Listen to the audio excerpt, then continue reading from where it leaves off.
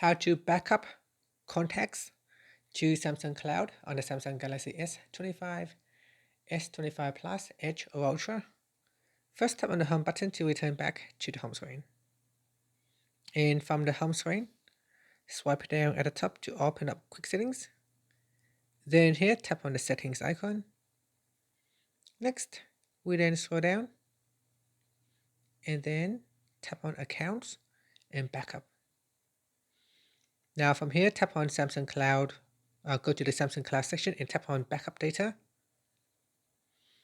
Then we go down and turn on contacts. Tap on the toggle button to turn it on. Turn off any other items that you do not want to backup. And then tap on the backup now button. This will allow you to quickly backup contacts. Then tap on done. Then tap on the home button to go back to the home screen. And that's it. Thank you for watching this video. If you find it helpful, please like and subscribe to my channel for more videos.